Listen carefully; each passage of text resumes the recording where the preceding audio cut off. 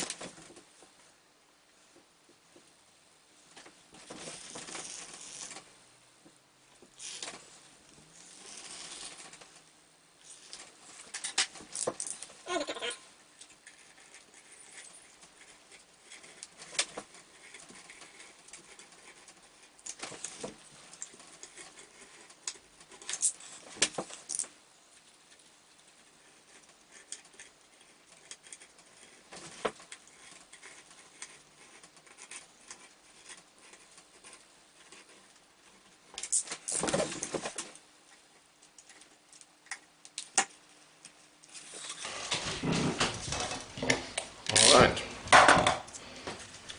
and this will assemble like this.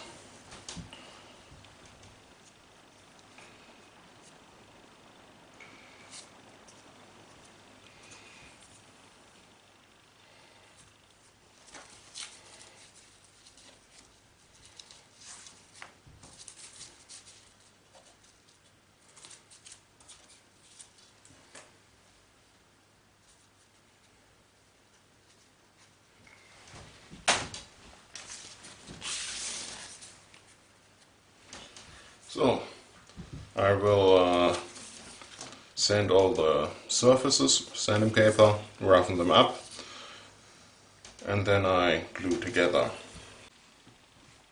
Alright, I've decided to fill this onto there, and I've already glued it up, and I shaped my Kevlar piece to be a little more tip shaped so I don't get problems with Kevlar fibers that are sticking out of my sword later on. Right. The Evasoti I used for the experimental foam weapons is, in some ways at least, really tough material. It's not easy to cut, and even with my best cutting blades I was unable to do any kind of fine work or to cut an edge into my swords. And it's really tough to grind as well, at least with a grinder like this, with an oscillating grinder. And this really didn't do anything. So I was quite frustrated and put the swords on side for a long time to work on my spears. But then I got a new grinder or belt sander, and this one's pretty cool, never mind model and brand, but belt sander has some serious power, and of course another mode of sanding, and that really made short work of my Evasoti parts. And what's cool about this one is you can mount it onto the table with these clamps. So I just mount it on the table and could just grab my sword in both hands and have really fine control on how and where I grind it. But sadly, I was so happy, so enthusiastic that it finally worked, that I fully ground both of my blades without filming any of it. So, sorry, no video footage from that, but I will show you the final results, and I will show you the use of this sander in future videos. This is the finished product of the new experimental Evasoti and carbon core swords, all painted up in the style that I like most. Still a little bright because it's freshly talcum powdered, but as you can see it's a really slim blade still, just 12mm thick. This is about 90 centimeters long, 85, 90, and it's a nice, short, light and nimble sword,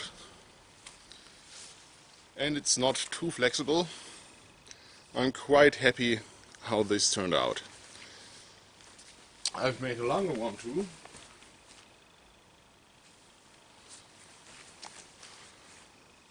There's 1 meter and 25 centimeters. It's a hand and a half sword, long sword. But this is a bit too long for the strength of the core. This bends fairly easily, and if I do a good swing with this, I can feel it bending this or that way. That feels really awkward in the hand. So I'd say the maximum length for this construction is about 1 meter, or 1.10 meters if you want to build a flexible weapon like a rapier.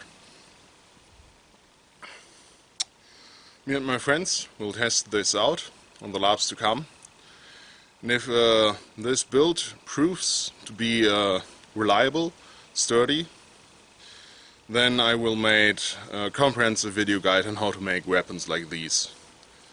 But that's it for today. Thanks and goodbye.